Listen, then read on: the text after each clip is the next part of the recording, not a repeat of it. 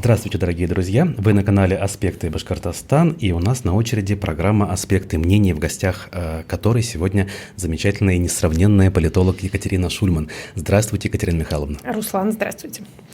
Я напомню, что нужно ставить лайки под нашей трансляцией, под нашим эфиром, а также писать свои комментарии. Тем более, что я надеюсь, сегодня будет что комментировать. Мы с вами встречаемся в первую годовщину баймакских событий, которые всколыхнули общественность не только Башкортостана, но и всей страны, я не побоюсь этого слова, и мировые СМИ об этом писали год назад.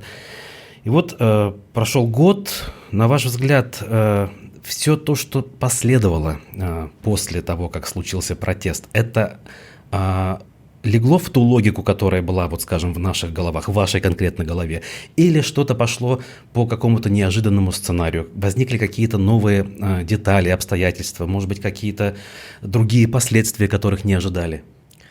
Вы знаете, давайте посмотрим на это дело как на, скажем так, как на дело, как на юридическую процедуру. Если мы какое-то событие называем там каким-то делом промпартии или делом троцкистско-зиновьевских заговорщиков, то мы предполагаем, что у этого процессуального действия имеется некоторый механизм внутри. Механизм единого дела состоит вот в чем. Берется какой-то эпизод, который объявляется массовыми беспорядками в нашем случае, опять же, троцкистско-бухаринским заговором, покушением товарища Сталина, попыткой сорвать планы индустриализации. И дальше к этому ядру можно прикручивать практически неограниченное количество людей. Вот такого рода дела, которые мы называем большими политическими процессами, имеют свойство расширяться. То есть вы ловите кого-то одного, он показывает на двух других, двое других на четырех, четверо на шестерых и так далее, так далее. На восьмерых, наверное. Да? Вот таким образом образуется эта прогрессия. В далеком 2019 году, если вы помните, одно из, наверное, последних на текущем историческом этапе побед гражданского общества в России было недопущение возникновения московского дела. Вот были в Москве протесты. Сначала по поводу ареста журналиста Голунова, потом по поводу недопуска независимых кандидатов на выборы в Московскую городскую думу. Эти протесты разгонялись, людей там били, в какие-то моменты каждую субботу это происходило с неприятной регулярностью, и задерживали тоже довольно большое количество людей. В какие-то моменты их задержали столько, что мы опытным путем узнали, какова максимальная вместимость всех ОВД в Москве. Оказалось, кстати, не так уж много, около 1500 человек. Можно единомоментно рассадить, все, что больше приходится отсаживать уже там в Сахаров, например. Так вот, но единого дела не случилось, потому что не было квалификации происходящего как массовых беспорядков. Попытка такая была, потом Следственный комитет под влиянием разных факторов отступил от этой версии. Так вот, в случае с протестами в Башкортостане мы можем говорить о баймакском деле, потому что классификация массовые беспорядки, 212 статья у нас присутствует. В этом смысле можно параллельно с этим поставить другое дело, которое случилось, так сказать, сам эпизод случился несколько раньше, а вот процессуальные действия развивались почти одновременно в течение 2024 года. Это Махачкалинское дело или Махачкалинский погром. Квалификация происходящего как массовых беспорядков, с одной стороны, выгодна правоохранительным органам, потому что позволяет раскручивать процесс вот по той схеме, которую я только что описала. С другой стороны, невыгодно политически, потому что вы признаете, что у вас массовые беспорядки. Это с точки зрения авторитарной, так сказать, стабильности не очень хорошо. Причем Песков тогда заявлял публично, что беспорядков массовых не было. Вот именно поэтому. То есть, смотрите, что здесь любопытно? Вот вы спросили, что необычного. Да, в том, что авторитарная власть бьет граждан по голове по разным поводам и превращает, кстати говоря, ненасильственные протесты в насильственные. Напомним, что в баймакском деле вот первоначальный, так сказать, тот человек, которого судили и в поддержку которого собрались протестующие, не обвинялся ни в каких насильственных действиях. То есть, в общем, за слова. Именно так. Слово за слово, и вот уже у нас какая-то то ли реальная, то ли воображаемая драка с полицейскими и совершенно реальные сроки приговоров к лишению свободы. Так вот, в этом нового ничего нету. Автократия создает себе проблемы, сама их решает тем небогатым инструментарием, которым она располагает. Это в основном инструментарий насилия и также инструментарий пропаганды. Но интересно, если тут вообще может быть что-то интересно, несовпадение, противоречие, даже я бы сказала, коллизия вот этих двух целеполаганий. Целеполагание правоохранительного, где удобно сложить всех в один мешок, всех подозреваемых, будущих обвиняемых, и дальше по мере необходимости пристегивать новых людей к этому процессу, опять же, если это понадобится. И логика политическая, которая говорит, что у нас все тихо, у нас беспорядков быть не может, тем более массовых, потому что массы лояльны, массы это все поддерживают. Есть какие-то отдельные отщепенцы, которые плохо себя ведут, мы вот их наказываем. В рамках этой логики, например, когда происходят такие, вообще-то говоря, масштабные репрессивные процессы, как зачистка в Минобороны, никогда не говорится, что мы раскрыли заговор американских шпионов, или мы раскрыли заговор украинских шпионов, диверсантов, которые подрывали обороноспособность наших вооруженных сил. Конечно. Каждый раз это опять неожиданность. Боже мой, вот опять зам министра обороны, а вот еще один, а вот 7-й, а вот 8-й, а вот уже ни одного не осталось, как в известном рассказе Агаты Кристи, основанном на детской песенке. Да, вот уже and then there were none. Вот уже никого нет. Но каждый раз это новая неожиданность. Один заснул и помер, другой, значит, другого медведь съел, третий в речке утонул. Вот такие с ними происходят удивительные эпизоды. То есть вот в цитате, которую вы привели, Песков говорит от имени политической логики, которая должна сказать, что у нас вообще-то все в порядке. Еще раз повторю, мало того, что беспорядков, так тем более массовых быть не может, иначе создается впечатление, что народ не за нас, а народ-то должен быть за нас. Так иначе. А у правоохранительных органов своя логика, и это логика процессуального удобства. Вот мне кажется, что некоторые свойства, скажем так, эволюции нашей автократии в военный период состоит в том, что эти планы расползаются. Вот эти вот этажи, которые должны быть аккуратненько выстроены один под другим, и наверху будет политический, всегда политический, а все остальные будут ему подчинены. Вот это вот, если вы представите себе такой сборный домик, да, который вот такой был ровненький, а потом вдруг раз, и у него эти этажи разъехались. И теперь уже не очень понятно, кто на каком уровне находится. Я не хочу сказать, прямо вот утверждать, что правоохранительные органы потеряли страх и действуют на свой, повторюсь, страх и риск, не слушая политического руководства. Но то, что политическое руководство как будто ничего им не говорит, или если говорит, то не так внятно, как это было раньше, это правда. Может быть.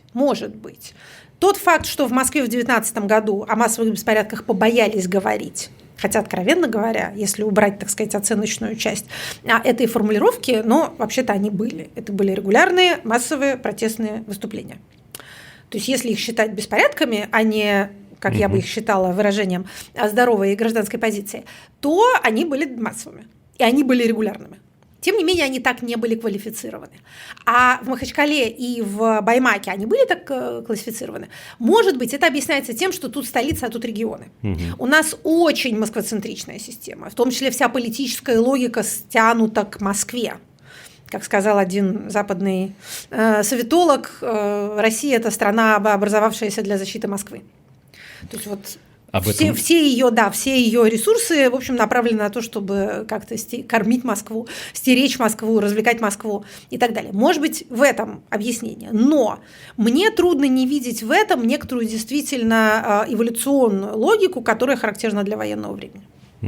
По поводу москвоцентричности мы еще скажем, но вот касательно Баймака, тут я в качестве штриха, портрета, что ли, добавлю, что политическая часть в этой истории есть, но она артикулируется сейчас исключительно региональными властями, и те подчеркивают, что беспорядки были, но, опять же, они были массовыми лишь потому, что они были спровоцированными врагами извне. Это региональные отщепенцы, кто оказался в эмиграции, и теперь исполняют волю Госдепа. Вы знаете, в случае с махачкалинским погромом то же самое объяснение. Насколько это работает вообще сейчас? Верит ли массовый потребитель вот такого рода объяснениям? Ну, тут мы с вами наталкиваемся на ту проблему, которую уже можно сформулировать как основной вопрос социологии. Знаете, есть основной вопрос философии, что первично материя или сознание. Вот, мне кажется, сформулирован основной вопрос социологии наших дней. Как узнать мнение людей, находящихся в несвободной обстановке? Есть ли у них это мнение, имеет ли значение это мнение, врут ли они, можно ли верить опросам? Вот это вот противоречие между, так сказать, высказанным и внутренним, как его уловить. Поэтому, когда вы спрашиваете, работает ли, то в ответ я могу только спросить вас, а как мы это узнаем? То, что беспорядки не повторились, это признак эффективности пропаганды или признак страха перед репрессиями, или признак исчерпания того резервуара недовольных, которые все уже так или иначе репрессированы. Все три ответа валидны. И, как обычно бывает в социальном пространстве, вероятнее всего, скажу я из своей позиции, работают все три. Все три. Кто-то послушал и решил, что это козни Запада, кто-то увидел, что, ну вот видите, сколько людей похватали, сколько уже приговоров, уже около дюжины людей, да, приговорены ну скажем так, обвинены в уголовном преступлении, и им просят достаточно большие сроки. 8,5 лет уже дали. Самый большой – это 8,5 лет, это максимальный. Из того, что запрошено, в основном в границе между 4 и 6 годами, что по нынешним временам, и опять же по сравнению с Махачкалой, вот я все время буду проводить эти параллели, потому что это действительно очень похожие дела, они развиваются похожие по времени и процессуально. Так вот, по сравнению с Махачкалой это еще достаточно мягко, но тем не менее никто не хочет сесть на 4 года, и на 6 лет тоже никто не хочет, и на год лучше вообще никак. То есть это действует. И третье, может быть, действительно весь актив, что называется, собрался там вокруг. Может быть, это сам, так сказать, ну, базовый сюжет этого дела не носит такого, ну, скажем так, не является предметом универсального интереса каждого человека в республике. Может быть, все те, кто хотели попротестовать, уже попротестовали, получили свое, и, соответственно, все остальные смотрят на это в ужасе и изумлении. Ну, или наоборот, в восторге от того, что восстановлен порядок. Тут разные могут быть у людей позиции. То есть, вот понимаете, каждое объяснение, очевидно, каким-то образом действует. А насколько люди верят непосредственно вот в это объяснение зарубежного дирижирования, трудно сказать. То, что называется othering, вытеснение всего плохого вовне, проекция себя того, которого ты не хочешь видеть куда-то, вообще внешний локус контроля, перенос ответственности вовне, это очень популярная, хотя и примитивная психологическая защита, она инфантильная. Братья наши психотерапевты советуют взрослым людям как-то перерабатывать это и все-таки рационально распределять ответственность между собой и внешним миром, но у автократии нет терапевта, поэтому они сами считают, что все, что они сделали, их к этому принудили, спровоцировали, вынудили, и всегда приводной ремень будет где-то вовне. Все плохое, что происходит, потому что это кто-то извне навел им пассы руками, и все то плохое, что делают они сами, они это сделали, будучи спровоцированы. И точно так же рассматривается и так называемый народ, вот этот вот условный термин, это бессубъектная масса, они как дети. Их можно научить хорошему, можно научить плохому. Собственной агентности и даже собственных интересов они как будто не имеют. Это взгляд, еще раз повторю, и инфантильный, и нереалистичный, но от этого не менее популярный. А можем ли мы говорить сейчас с какой-то серьезной степенью вероятности, что в обозримом будущем это последнее что-то громкое из разряда массовых протестов в России? Ну, разве что если начнутся перемены, к которым я хотел бы плавно перейти, если они начнутся, тогда это уже другая история. Но вот такие вот протесты, которые будут подавлены, и дальше страна будет жить вот в этом ракурсе, в котором живет, это последняя история. Ну, знаете, в социальном пространстве, еще раз повторю, всегда перемены какие-то происходят. Поскольку человек взрослеет, стареет, умирает, то и все, что он производит, все его социальное действие тоже никогда не бывает стабильным, как бы мы ни хотели. Этого мы хотим стабильности с такой же страстью, с которой мы хотим бессмертия, и это равно недостижимо. Поэтому я уж не знаю, к чему именно вы меня хотите мягко подвести, но я вам должна сказать со всей возможной в нашем деле определенностью, что следующие поводы для недовольства возникнут после приостановки боевых действий. Каковая приостановка повлечет с собой многочисленные последствия. Часть их мы можем увидеть из сегодняшнего дня, часть не можем. И все равно даже то, что мы видим сейчас, то, что мы предвидим, когда оно начнет происходить, оно будет для нас неожиданностью. Но Башкирия Башкортостан один из тех регионов, откуда непропорционально много людей по сравнению со Средней Россией ушло на войну, следовательно, столько же и будет возвращаться. Если будет подписан указ о демобилизации, когда станет возможно разрывать контракты, заключенные с Министерством обороны, когда, опять же, если мобилизованные, вот та часть их, которая не контрактники добровольные, а те, кого мобилизовали в 2022 году, они вернутся.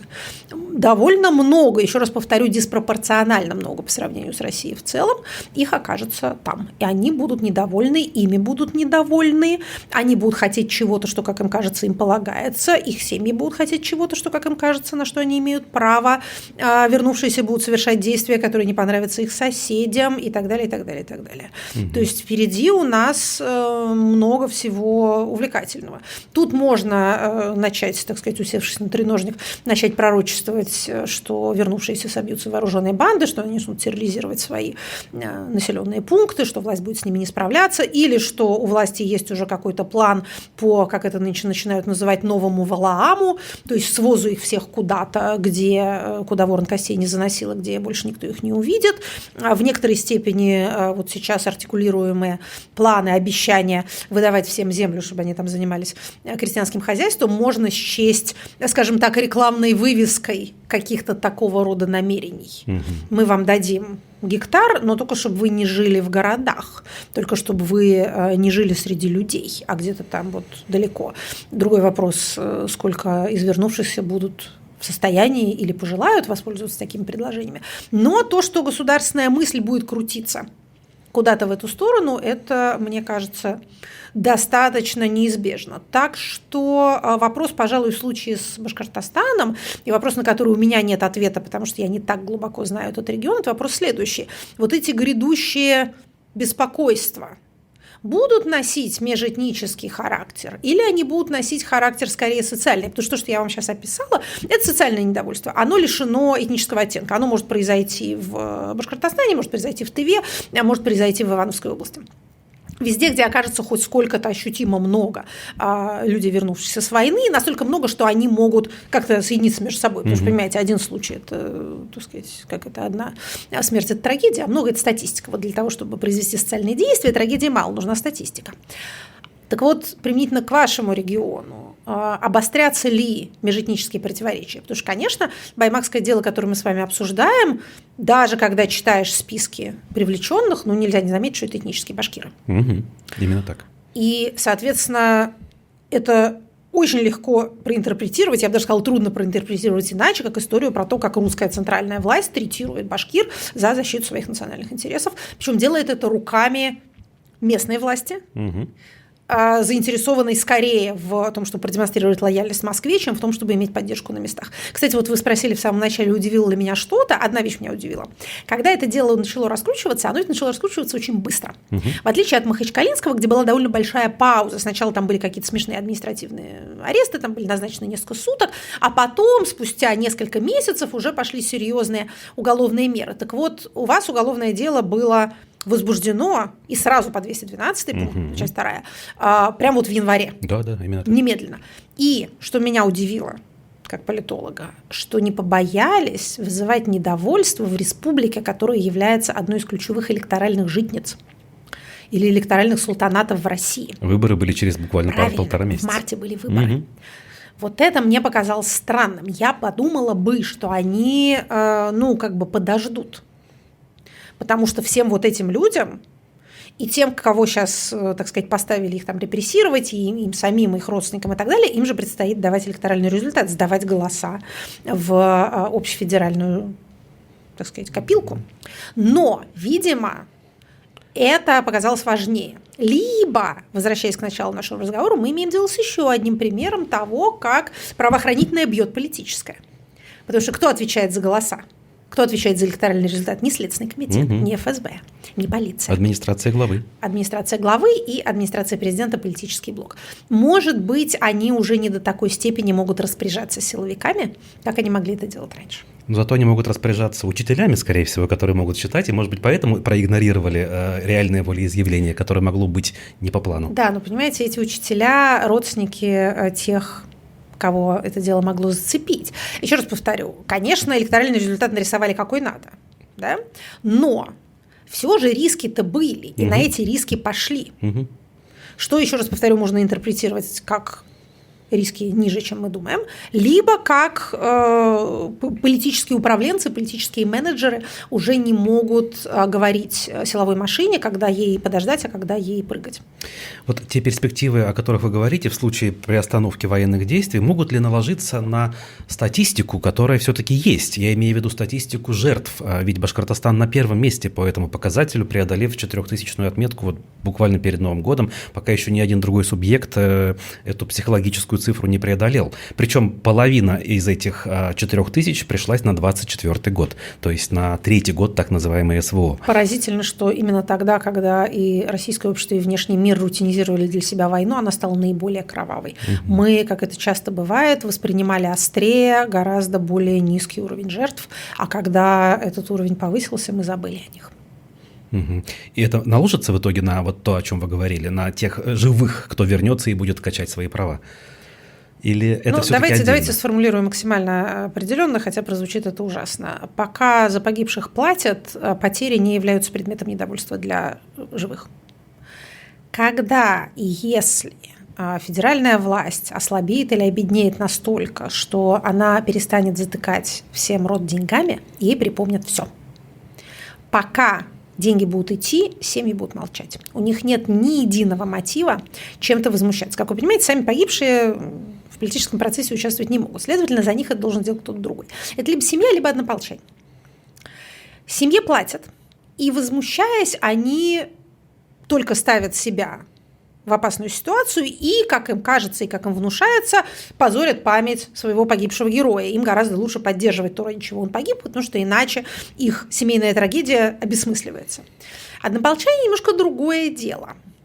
Если начнется вот такое недовольство ветеранов, слово «ветеран» теперь приобретает, да, совершенно другой смысл, чем тот, который нам был привычен, когда мы с вами росли. Так вот, если недовольство ветеранов будет как-то манифестировано, то в этом дискурсе будет присутствовать и «я похоронил товарищей, ребята погибли за что?» За то, что вы тут в тылу, дальше тот известный набор, который еще Адольф Гитлер активно использовал, когда он строил свою политическую карьеру, ровно на этом, один в один, на ресентименте пришедших с проигранной войны. А на каких бы условиях не закончилась или не приостановилась нынешняя кампания, они будут проданы как победа на телевизионном рынке, и они обществом, если не сразу, то через некоторое время, я думаю, что короткое время будет воспринято как поражение. Как только первая эйфория от того, что больше не стреляют, уляжется, вопрос, а что это было и зачем, встанет перед обществом в целом и перед каждым причастным человеком в отдельности. И дискурс может быть отобранной победы, может быть предательство ножа в спину, опять же, если мы смотрим на немецкие образцы столетней, да, как раз столетней давности. Точно. Либо не довоевали, надо перевоевать получше, это такой милитаристский уклон, или предательство начальства, или предательство каких-то внутренних врагов.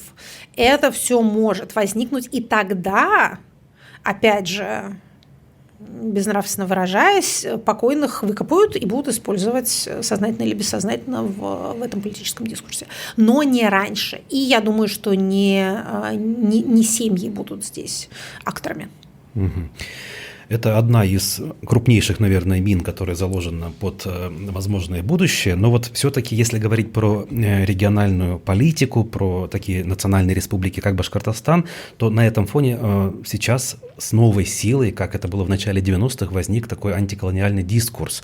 Понятно, что внутри страны он скорее маргинален. Вообще, вы знаете, он не маргинален, он уголовно преследуется. Как это немножко минимум. Другая ситуация. Поэтому как раз он... Маргинален он был бы, если бы он происходил, но никого не интересовал. Вот это называется маргинальность. А то, о чем мы с вами говорим, мы не знаем, опять же, мы не можем знать, насколько это было бы обсуждаемо, насколько это вообще кому-то нужно.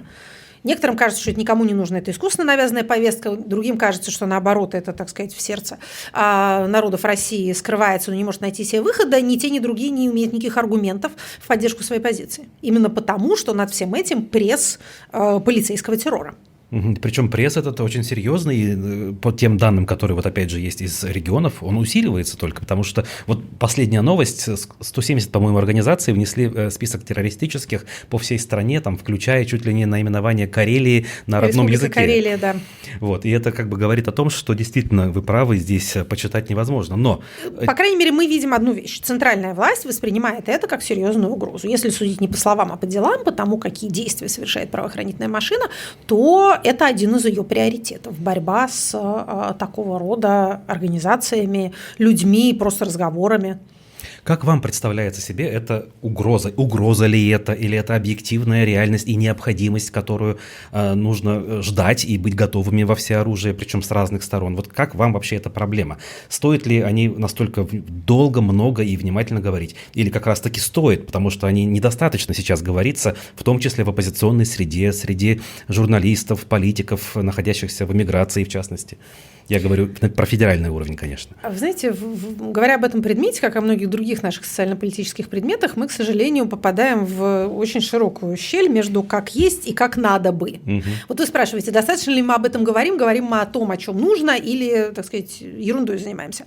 Я со своей позиции могу вам сказать, что мы недостаточно говорим о федерализации, что актуальная тема для, так сказать, России и ее будущего – это федерализация, это возвращение федерализма и развитие, дальнейшее развитие этих начал для того, чтобы сохранить страну единым мирным пространством гражданского сосуществования и для того, чтобы предотвратить возникновение той ситуации, которая губит нас сейчас, то есть ситуации концентрации власти. Прививок от авторитаризма не придумали. Никакой народ не может быть гарантирован от того, что у него произойдет авторитарный тренд, но из того, что человечество выработало в качестве защиты, да, вот как там руки мыть, если перед едой и после еды, то и не совать грязные пальцы в рот, то опасность дизентерии, несколько снижается, да, хотя нельзя сказать, что мы ее совсем напрочь победили. Так вот, и тут из придуманных, так сказать, средств имеются два. Это распределение полномочий по горизонтали и распределение полномочий по вертикали, недопущение их концентрации.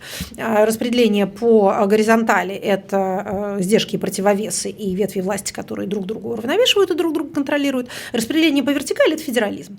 То есть не вся власть и все деньги в одном месте, а власть, деньги распределяются по поверхности между разными органами власти и распределяются сверху вниз через институты федерализма и местного самоуправления.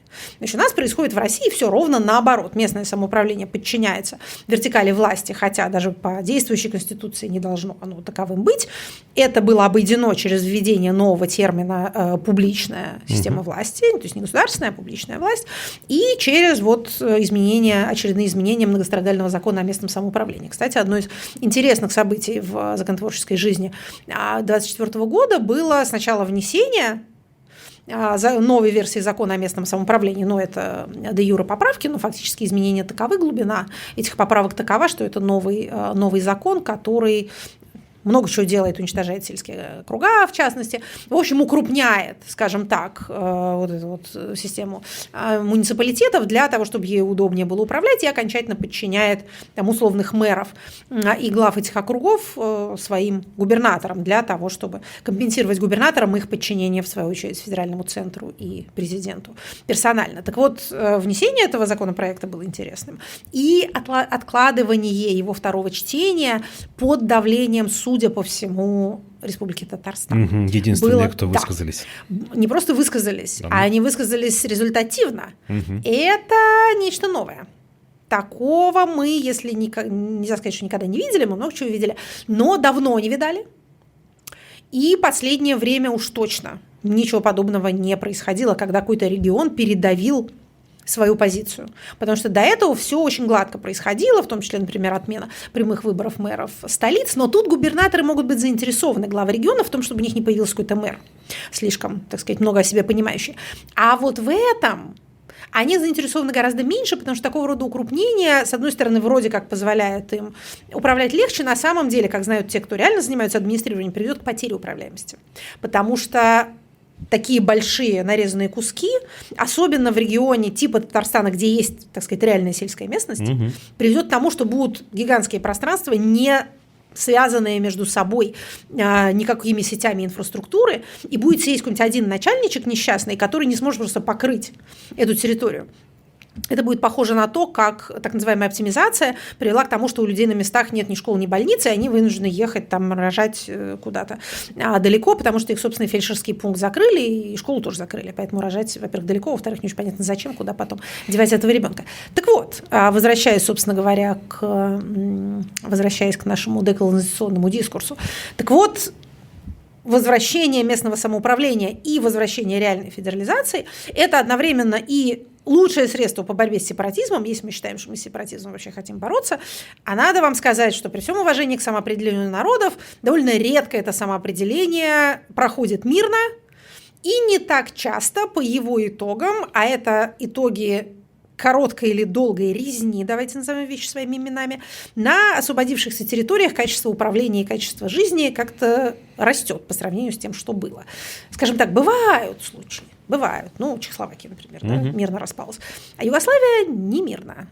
А Советский Союз распадался без большой крови, как кажется нам, живущим в центре. Но те, кто, так сказать, убегал иногда в чем есть из национальных республик и из окраин, думают иначе. И в ряде республик бывшего Союза была гражданская война. В других происходило, и в том числе и в регионах России, происходило выдавливание русского этнического населения. Можно радоваться этому как некоторому восстановлению постколониальной справедливости, но вопрос, а откуда у вас потом возьмутся учителя, врачи, театральные режиссеры, чиновники, это вопрос, на который нет такого определенного ответа. Поэтому, если можно жить вместе без ярко выраженного угнетения и без междоусобных войн, то лучше бы жить вместе. Действительно, нынешняя Российская Федерация, как любая политическая единица, представляет собой искусственное образование. Когда у нас говорят про искусственные границы и естественные границы, это очень смешно. Естественно, границ не бывает. Границы людьми придуманы, людьми передвигаются. Поэтому любая страна образовалась набором случайностей, скажем так, военных, политических, культурных, этнических и так далее.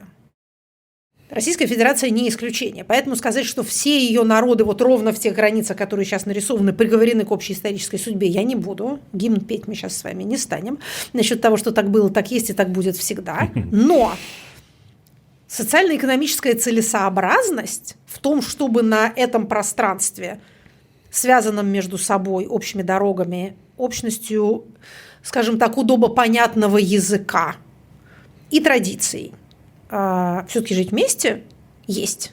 Поэтому, если это можно сохранить, лучше это. Я понимаю, что я сейчас описала это в максимально туманных терминах.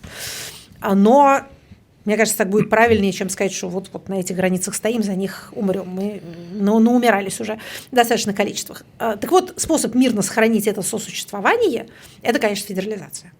И мне кажется, что разговор о федерализме, об этом самом большом из наших спящих институтов, это способ уйти от, ну, скажем так, это способ перестать биться головой об эти две стенки, которые вот так вот очень близко стоят друг от друга. На одной стенке написано деколонизация, на другой написано стабильность и, так сказать, путинизм. Да? То есть статус-кво либо свободная Ингрия, да? И вот бедные люди, которые, те немногие бедные люди, да, которые вообще имеют возможность говорить об этом публично, не рискуя уголовным делом, хотя уголовное дело может вас настигнуть и за пределами Родины, но, тем не менее, меньше рискуя уголовным делом. Так вот, они бьются головой сначала об одну стенку, потом об другую, потом об одну и об другую, и это продолжается уже год 3, и голова уже болит, а стенки как стояли, так и стоят. Вот мне кажется, что выход из этого узкого коридора – это действительно перестать говорить о колониализме хотя бы на некоторое время, да, или предоставить это академическому дискурсу, который тут лучше разберется, а в терминах реальной политики, опять же, я смотрю на все через призму законодательства. Вот для меня любой разговор имеет смысл, если он заканчивается внесением законопроекта. Понимаете, все остальное это здорово, но это как-то вот и чего, да, вот слушали, постановили, вот где постановили.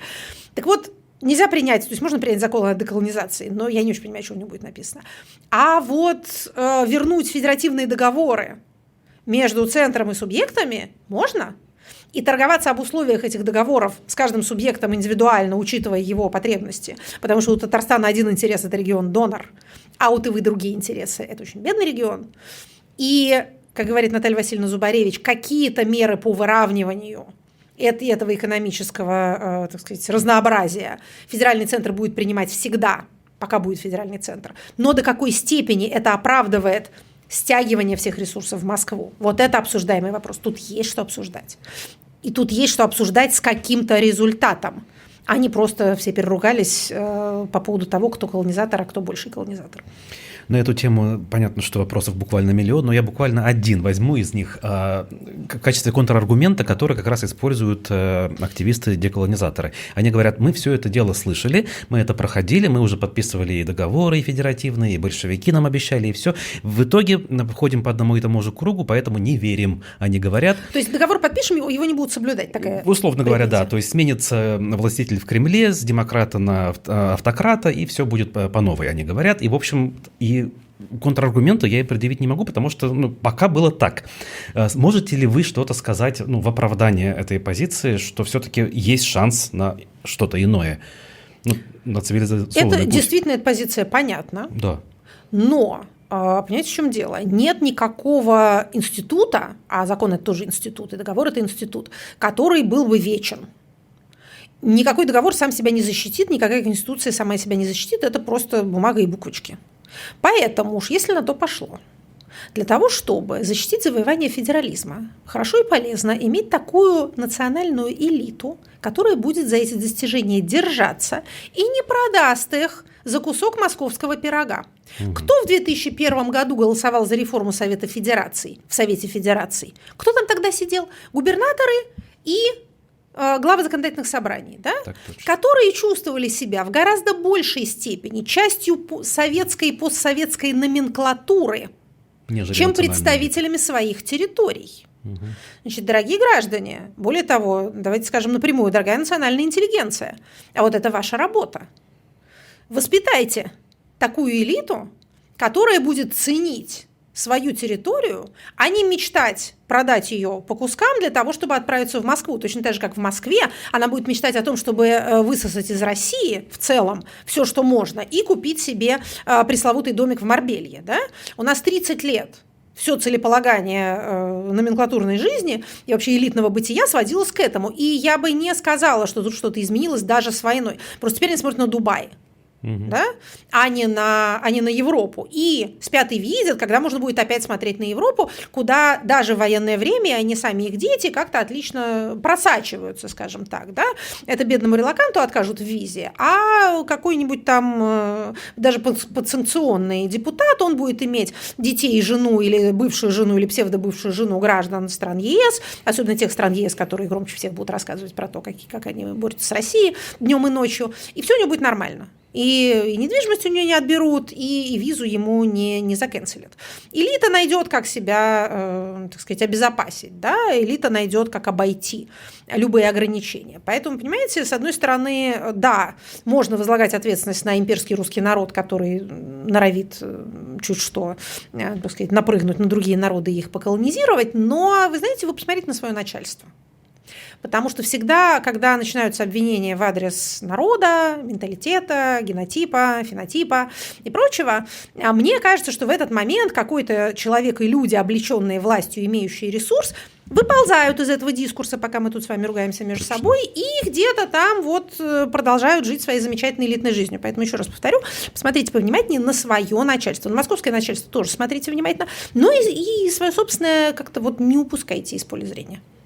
Принято. Знаете, готовясь к эфиру, я предложил своим зрителям и подписчикам написать вопросы. Их довольно много поступило. Понятно, что обсудить все не получится. Я как-то вот саккумулировал и задам, наверное, главный вопрос. Он уже будет гораздо шире, чем наша тематика. Ну, что-то в этом роде. В общем, какие силы, люди, события, включая внутренние и внешние, реально могут изменить политическую и экономическую ситуацию в стране? Ну, скорее, наверное, политическую в первую очередь, да? Когда это может произойти? Может ли произойти в принципе?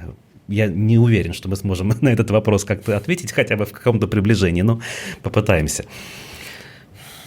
Ну, смотрите, ответ не вдохновляющий, сразу хочу вам сказать.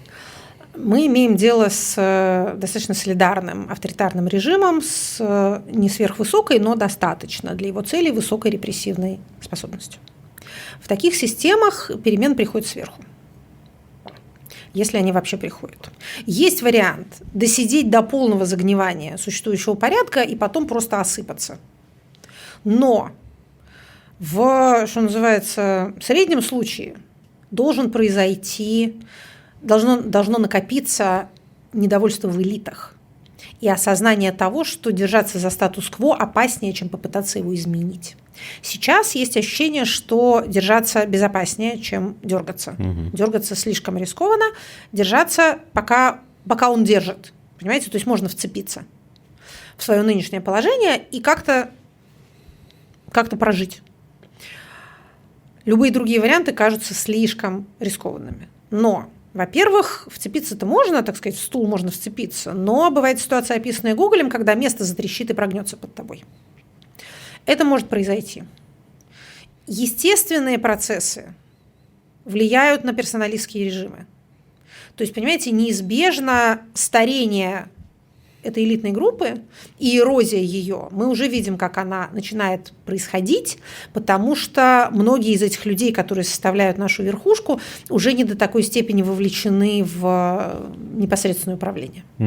Скажем так, речь идет о простых вещах, они просто менее активные, чем они были. Дольше спят. Дольше спят, дольше лечатся, кто-то пьет, кто-то как-то утратил интерес, так сказать, ко всему земному. Да, и при этом этот человек, он, скажем, там, директор ФСБ. Например, гипотетический пример, не показывая ни на кого пальцем. Что происходит в этой ситуации? В этой ситуации происходит следующее. Каждый департамент ФСБ сам себе становится службой. И координация наверху ослабевает. Самый наш главный начальник выглядит чрезвычайно бодро в те моменты, когда нам его показывают, но в том числе возможны и те процессы, о которых мы сейчас с вами говорили, вот это вот расхождение политического и правоохранительного, политического и силового, признак того, что, скажем так, не за всем он следит или может уследить так, как раньше. Пример этого рассогласования наиболее яркий, между прочим, это ведь Пригожинский мятеж.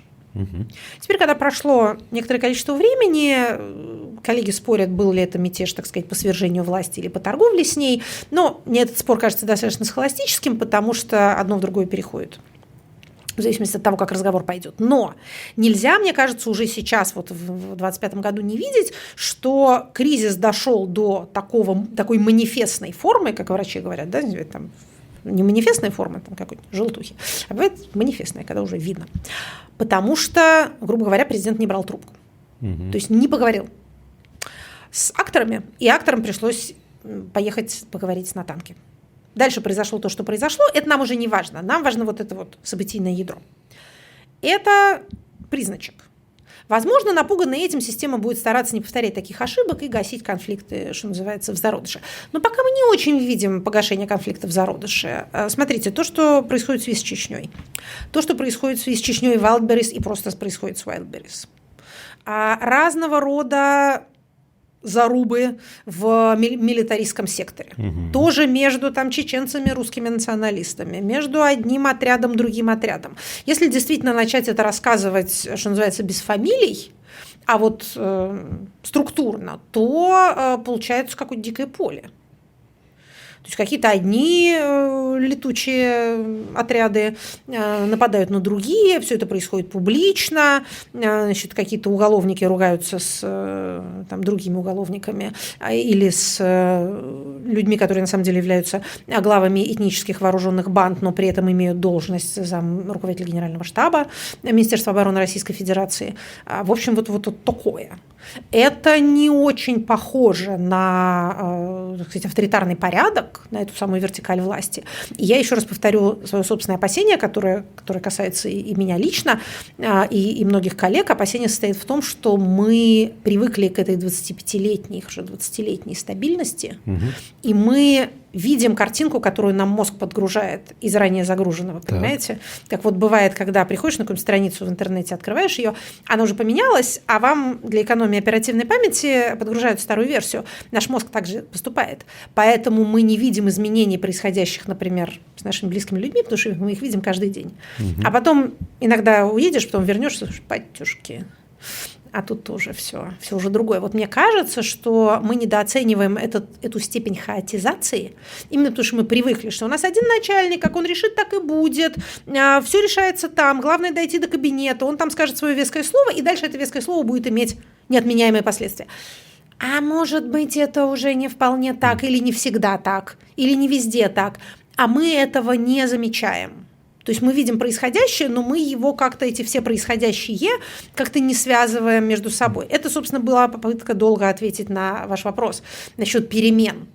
Перемены могут быть оркестрируемы, условная перестройка. Верхушка решает реформироваться. Это один вариант. Я вам сказала, что перемены должны начинаться с элит и с их недовольства. Это недовольство может выражаться в, так сказать, оно может конвертироваться в решение «давайте что-то поменяем», да? Такого рода решения принимались при советской власти несколько раз. Да? Был там какой-нибудь там при Сталине Вознесенский, да, министр финансов, который тоже что-то реформировал, потом, значит, убили его. Были косыгинские реформы, которые вроде начались, не так далеко пошли. А была идея андроповская, да, мы не знаем страны, в которой живем, давайте тут что-то поменяем, но вот он помер, да, до сих пор в около КГБшных кругах бытует легенда, что он и был настоящий либерал, настоящий реформатор, мог бы ввести, так сказать, рынок в Советский Союз, тем самым его спасти, были бы мы как Китай. Я сейчас не буду говорить о том, насколько это все соответствует действительности, но, что называется, есть такая идея. И вот перестройка была, да? Вот там медведевские реформы, которые тоже все забыли. То есть периодически элиты принимают такие решения. Но бывает и по-другому. Бывает, что элиты видят, что статус-кво проседает под ними, и дальше они не принимают решение как бы прийти к начальнику с планом реформ, а они принимают решение спасаться как могут. У каждого должен быть вооруженный отряд, у каждого должна быть ресурсная база, мы отползем на свои территории, там окопаемся, мы будем укреплять свои тылы, потому что скоро в центре начнется большая заваруха, и нам надо будет там достойно выступить. В общем, начинается такая игра престолов. Теперь это называется движуха. Да, можно и так это. Ну, видите, тут, понимаете, начальник имел в виду, что он организовал всем движуху. И до этого все скучали. А почему, кстати, это скучание так опасно для автократии? Потому что то, что он называет скукой, это на самом деле размышление о будущем без него. Вот в сегодняшнем дне все понятно, хорошо, вот сейчас начальник, сейчас так живем. А завтра что будет? Вот это скука-то. Псевдоним вот этого самого, то, что он в другой момент назвал рысканием глазами по лицам. Вот для того, чтобы этого не стало, давайте устроим движуху. Сталин для того, чтобы этого не происходило, убивал всех, кто мог задуматься. Вот эти глаза, которые рыскали, они просто, так сказать, закрывались принудительно, вот и все. А у нас немножко другое, да, у нас система переизобретает самую себя через массовые убийства низов, а не верхов. Хотя, опять же, при Сталине тем и другим доставалось достаточно. Так вот, это второй вариант. И он тоже возможен. Еще раз повторю, ответ не вдохновляющий ни в одном случае, ни в другом. Если мы представим себе элиту настолько сознательную, что она поймет, что надо что-то делать, то она это будет делать, что называется, не спрашивая граждан. Субъектности общества здесь не просматривается, по крайней мере, на первом этапе. Если мы имеем элиту, которая думает только о себе и, чуя грандиозный шухер, утаскивает в свою норку все, что она еще не утащила, и просто вооружает своих сторонников для того, чтобы, когда начнется, так сказать, разборка, прийти со своей дружиной и достойно выглядеть по сравнению с остальной братвой, и то не похоже на демократизацию. Но, опять же, вы этот вопрос не задавали о перспективе демократизации, на следующих стадиях вот этого самого, если, так сказать, в центре начнутся перемены, у тех, кто сумеет в этот момент организоваться, в том числе и у региональных элит, будет шанс выиграть что-то для себя, не просто что-то украсть из Москвы, а вернуть себе какую-то часть утраченной субъектности. Но для этого надо, чтобы люди вообще мыслили хотя бы в этих терминах, чтобы они хоть что-то понимали. У нас не очень с этим делом хорошо. Я не хочу сказать, что наши политические элиты, опять же, слово «элиты» уводит мысли не в ту сторону, давайте скажем просто управленцы, начальники страны, вот эти верхние 100 тысяч семей. Я не хочу сказать, что они есть результат какого-то прям очень отрицательного отбора, что это вот худшие из худших. Нет. Но не самого положительного. Скажем так, по крайней мере, в гражданской бюрократии, которой я всегда сочувствую, поскольку как это к ней имею некоторые отношения, отрицательного отбора не происходило, есть люди достаточно квалифицированные. Другое дело, что они не доходят до самого верхнего этажа, они не выполняют распоряжения, они стараются сделать последствия безумных команд менее разрушительными. Вот их работа от Набиуллиной до более разумных губернаторов. Вот все, чем они заняты. Но, конечно, верхний этажик у нас не очень толковыми ребятами населен, не очень. Они одновременно трусливые и корыстные. На это другой эксперт вам скажет, что многие элиты таковы, но у других элит побольше контакта с реальностью, просто потому что у них меньше полномочий, они обитают в менее закрытой банке. В общем, от их сознательности, я сейчас не говорю там патриотизма, ответственности, любви к людям, но хотя бы умение видеть чуть дальше своего носа и предполагать последствия своих действий будет довольно многое зависеть. Но любое, скажем так, разжатие железного кулака государственного дает гражданам шанс.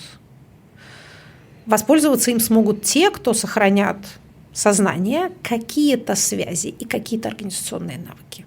Поэтому всегда мы советовали всем, так сказать, прокачивать гражданскую мышцу, казалось бы, занимаясь не очень результативными делами, но не очень важно, что вы там делаете. Кружок у вас филателистов, или вы пытались создать политическую партию и не сумели. Кружок филателистов с меньшей вероятностью разгонят, а навык координации, коммуникации, приобретения союзников, совместного действия, достижения компромисса, он похож. Поэтому, еще раз повторю, те, кто совсем окуклились и ушли во внутреннюю миграцию, ни с кем не сообщаясь в этой своей внутренней миграции, пропустят, возможно, эту форточку возможностей. А те, кто хоть чего-то такое делал совместно с другими людьми, у них возможностей будет побольше. Не возможностей даже, у них будет шанс. Давайте так. Спасибо большое, Екатерина Михайловна. Будем Спасибо надеяться... вам за содержательный разговор. Будем верить, что эта наша встреча была не последней, но, правда, наверное, следующее случится не скоро. Так или иначе, друзья, комментируйте, пожалуйста, этот эфир, ставьте свои лайки. Таким образом вы поддержите наше независимое медиа для того, чтобы оно не просто существовало, но и по возможности развивалось. Всего доброго всем, берегите себя, увидимся. Спасибо.